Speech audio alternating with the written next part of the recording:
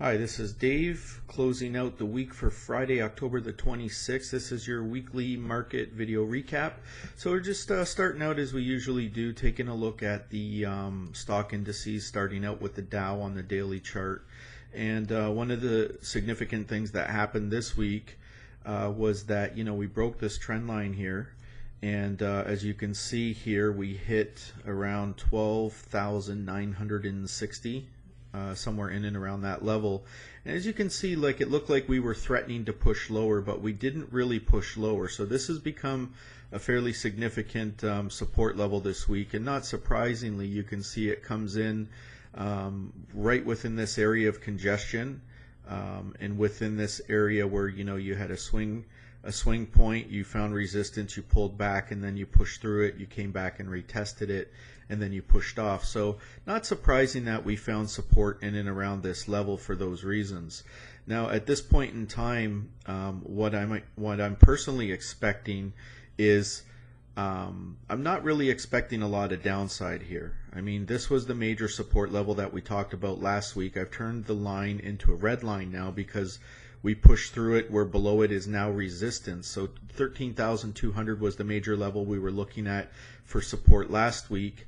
And we noted, that a couple of different scenarios could take place. And one of those scenarios was, that we could just break through the 13,200 level. So the 13,200 level was the key level. Okay, the key level that we were focusing on in last week's video. And we pushed through it fairly decisively on this one, this one long bar, going back, let's see, Friday, that would have been Monday, I guess.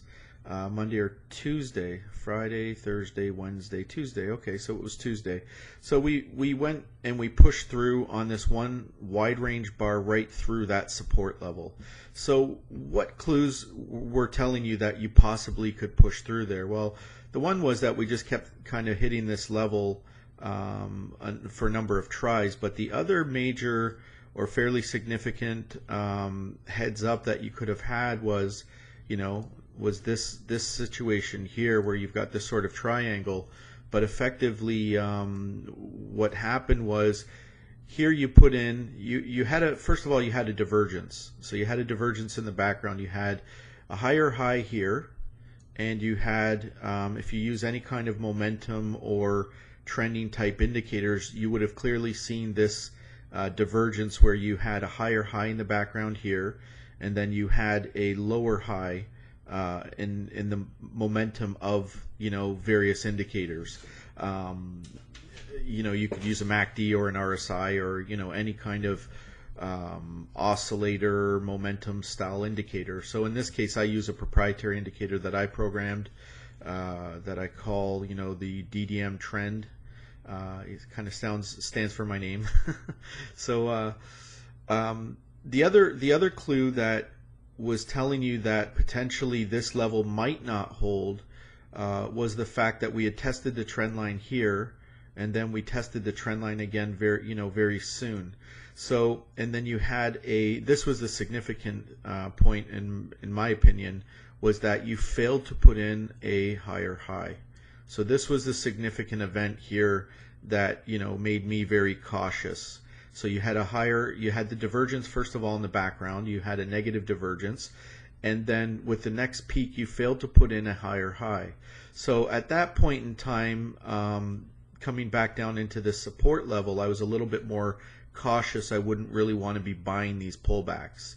At that point in time, what I'd really want to see in order to get back on the long side of the market is that we actually held and then pushed through this trend line here. And then at that point looking at, okay, maybe we're going back to the high side. So this was sort of, here's the long side and here is the short side of 13,200. So that's kind of what we were looking at. So, okay, that's great. That's all happened. That's all taken place. So now what are we looking for? Well, in my opinion, what I'm looking for is I'm looking for this level to hold. I mean, it's possible that we just, boom, we come straight down. But what I'd like to see from a market structure standpoint is I would like to see some kind of, it looks like here we're, we had a little bit of volume coming in here. I guess that would have been the break. But you can see here these tailing sort of candles are kind of indicative of accumulation, where you've closed off the lows here. You've closed significantly off the lows here, and if you look at Friday's action specifically, Friday's action here, let me just zoom in. Here. With Friday's action specifically, you can see that we closed fairly significantly off of the lows, and we actually closed close to the highs there. So from this perspective here, what I'd be looking for is, I'm looking at this as a support zone, and I've marked this level here.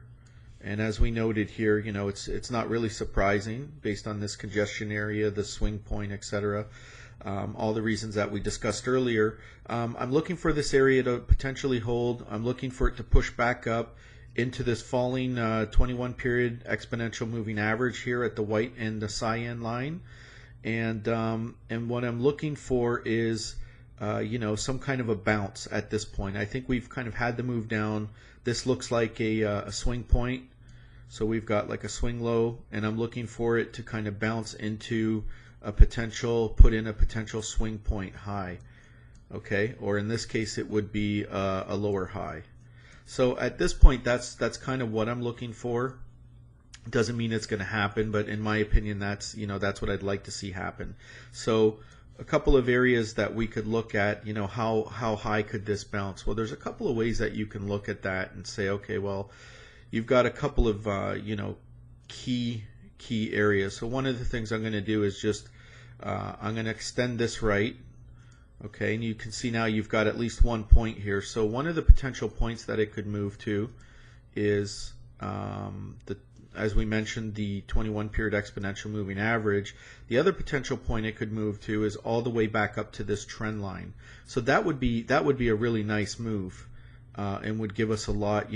All the people who got short this move would probably get spooked out of the position once it kind of crossed back above, this area here. So the obvious resistance level here, 13,200. So 13,200 is an obvious level that it could move back to and do what's fairly typical in the stock indices, which is a retest. So we could come back up and retest this significant level at 13,200. So you've got a couple of areas or zones that you could look at. You've got the 21 EMA, you've got 13,200 to retest, or potentially even all the way up to this trend line. So looking at it from another perspective, we can use fib tools, specifically this tool in TradeStation, which is called a price extension line. And basically what we're looking at is symmetry. If you look at these moves here, you can see a lot of different up moves. So if you look at the distance between some of these moves, we can measure these moves and say, okay, so this low to this high, if we projected it from this low, where would that bring us? Okay. So that would bring us, that would bring us close to a retest of this area here if we measure it from the very low. So is that possible? Yeah, I guess so. Let's try a couple of other different points and see if we, can get an idea of where this could go. So this was the last move. This was the last move up, the last bounce. So if we went from this low to that high, and then we project it out from this low, that would bring us right in and around that 21 exponential moving average, around 13,260. So that would be 60 ticks or 60 points higher than 13,200. But you have to remember that this is going to be downtrending at this point. So when the market opens up early next week, this 21 exponential moving average is going to probably move down a little bit, unless the market really pushes higher. It'll push it up because it's a dynamic level, as we all know. So looking at it from this perspective, I think that this is achievable somewhere around 13,200, 13,260. I'd be looking for a move up and around those levels, and then I'd be looking for guidance to see, is that going to become a swing point and push down again, or is it going to push higher? So what I'm kind of looking at is that's a potential area. I'm going to just measure. I'm just going to measure, one or two more swing points here, just for for posterity, I guess. So you've got, that looks like a reasonable move. Let's have a look at this move here and measure that from the low. And if you look at that, if this is downtrending, that would make sense too, around 13,222. So some of those levels I think are achievable bounces. That's one of the ways that you can look at, well, how much might it bounce if we found support down here. You can look at symmetry moves, because the market has kind of showed that's how much it likes to move, in the past. This is something that I started looking at a while ago, and I think it really makes sense. We can only really go based on what the markets have done in the past, and that's what they're potentially capable of. So I'm spending a lot of time on this because I think this is a really good learning opportunity to share with the various groups that I network with, to share some of the the techniques that I look at in order to kind of figure out where we are and where we might be going. So this is more for educational purposes, and just a quick reminder, this is not meant as advice of any kind. Okay, so that's the Dow. This looks interesting. I'm kind of expecting a bounce from here, and then what I'd be looking for moving forward is the 13,200 level is kind of my line in the sand between long and short at this point. As long as we're below it, I'm bearish. As long as we're above it, I'm sort of bullish. So in order to get something actionable going back to the long side, I think we need to break this downtrend line to the high side. But what I'd be looking at here is if we get a bounce and we come back up into some of these levels, then I'd be looking for it to potentially come back down through this level in order to get something actionable back down to the to the downside. So if we got a bounce at this point, I wouldn't be that interested in shorting it, although it is possible. But this could have just been a flush out and then we're back off to the races. So the actionable levels, in my opinion, and this is just my opinion, is this level here. A bounce. You need a significant bounce here, and then it to break back down through this level on the short side, and then a significant break of this trend line to get something actionable to the high side. So if, let's say, this scenario plays out, so I'm just kind of running different scenarios, potential scenarios here. If this scenario plays out here, kind of looks like a Superman symbol, super short. So if this scenario plays out, then what I'd be potentially looking at is I would want to look at where could this potentially be going. I've got a lot of support resistance lines on these charts based on analysis in the past. But what I would look at is that we have a significant low and we have a significant high, okay, from these levels. So you've got just to be clear here, you have a significant low and you have a significant high in and around this this area here that sort of looks like a head and shoulders. So the 50% retracement comes in at around 12,709, and that is a fairly significant level, and you can see it overlaps one of these support lines that I have on my chart. See that red line there over here? So it overlaps that line, so that is going to be an interesting level to me. And then we have the 618 level at 12,500, almost 12,500 even, which is another, you can see it overlaps this green line, this thick green line that I've had on my chart. So these are significant levels. So if we kind of do one of these, push back up and then crash back down, this should actually be red.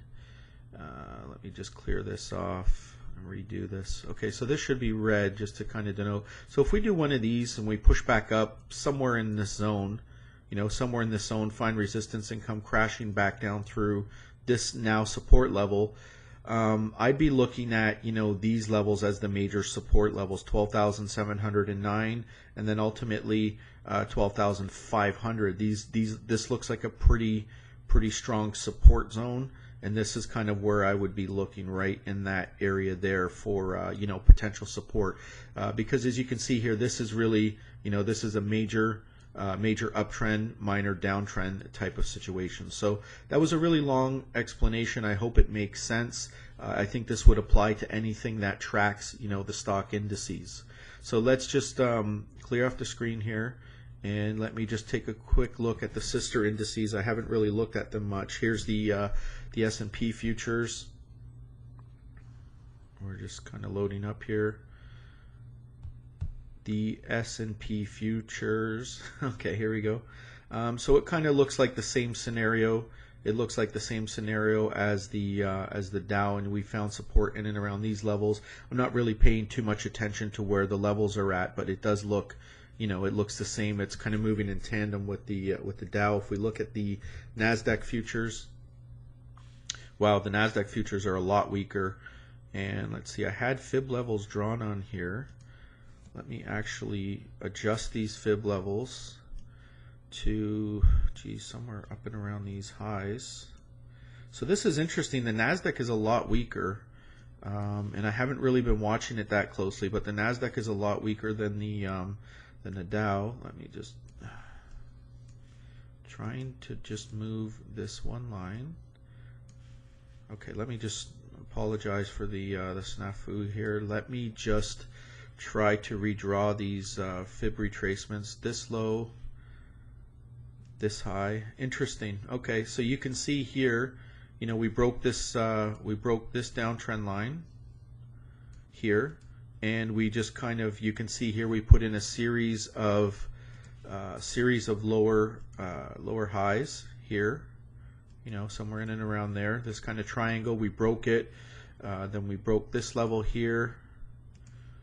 So this is interesting. We came with the Nasdaq, we hit the 50%, we slipped almost all the way down to the 618 of this major move, and you can see here this area got accumulated on what appears to be pretty significantly higher volume. Okay, so that is interesting. That is a definite sign. That is a definite sign in the Nasdaq that you have, accumulation in here. You can see this closed way more than 50% off the lows. Hit the 50%. You can see it was finding support in here, and then it came almost all the way down to the 618. So that's pretty significant. I'd be cautious if this market clearly broke below this 618. This is kind of like my fib line in the sand between long and short. So that's really interesting. And you can see, you had all these divergences in the background as well in these markets. So that's all I really have for the stock indices. These are sort of, this is sort of the way I'm looking at the market at this point in time. I'd be looking at this point in the Nasdaq, I think it's, we've come pretty far, and it looks like, this has been an area of accumulation. So I'm kind of expecting a bounce going into early next week. We could have a test and a retest and maybe a little bit of a fake and break, but I'd ultimately not be looking to get short below those levels, just for the simple reason that it looks like we have support coming in, and we're pretty due for, a bounce back into some of these higher, resistance levels back in and around there. We've kind of come pretty far fairly fast. So that's sort of what I'm looking at there. Let's take a look. Let's take a look at some currencies. Let's take a look at the Euro futures at EC and TradeStation. Wow, that looks messy.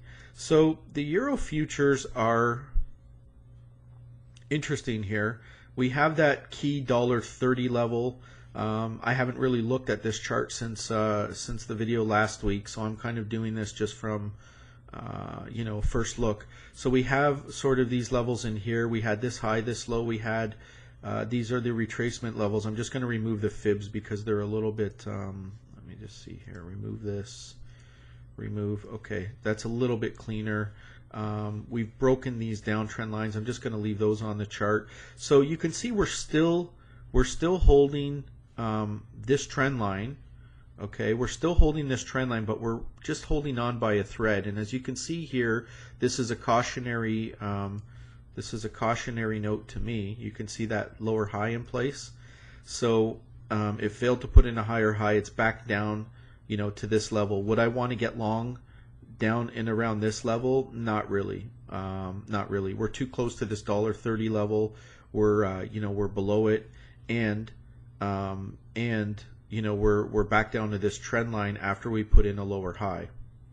So that at this point in time, I just wouldn't do anything with this. I'm just looking at it from my opinion, from my perspective. I'm just looking at it and thinking, okay, we've got, some support levels, down and around here.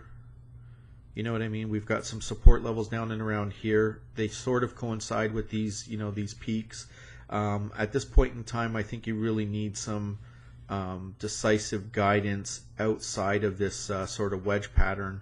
A break above this high, a break below this low, but then you've got some support levels coming in down here. So at this point in time, I'm not sure that I'm really expecting too much action out of this.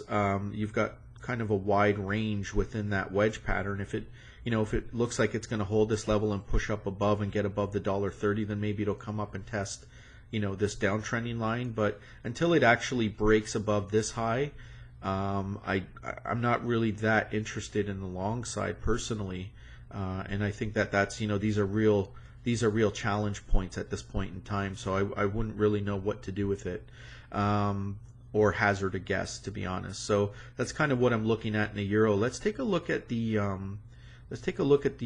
dollar index just to get a quick idea. Let's see, it is $DXY, I believe. Okay, so here's the dollar index. Now the dollar index, took a bit of a beating. A bit is kind of an understatement. But what you have here is a couple of interesting things. So here you can see, here you put in a low, here you put in a higher low, you put in higher lows, but you've got these resistance levels. So the way I'd be looking at this, which is kind of interesting actually now that I'm looking at it, I haven't looked at this in a while, is you've got this sort of higher low in place, and then you've got this sort of, which is sort of interesting, this kind of level in place here, which is a key, seems to be a key level. So this to me looks like a complex sort of bottoming pattern in the dollar index, and you can see here we're losing momentum. Let's see here. Let me just come back over here. We're losing momentum to the downside on this trending indicator. I'm not sure why that didn't draw there. On my trending indicator, we're losing momentum down here. Anyways, it doesn't seem to want to draw that. Let's see here. So you can see we're kind of, right here. So we're losing momentum to the downside there, and it looks like it's starting to kind of put in a bottom in here. So this is a significant range where you can see resistance here. So this is kind of like, I would probably treat this like a box, or like a flag where, this is a significant range. You could, bounce around in here, but it looks like it's kind of tightening and it's going to explode, at some point one way or the other. So I would treat this sort of like a box play. So that's all I really have at this point this week on the markets, on the stock indices, and some of the key currencies that are that kind of shape the direction of the markets. That being the dollar index and its inverse, the euro, which comprises a good almost 50% of the dollar index itself, and essentially moves inverse it. So that's all I have this week. I hope it helps. I apologize for the long video. I wanted to take a look at some of the analysis. For those that are coming out to our networking meetup tomorrow, I'll look forward to seeing you all out there.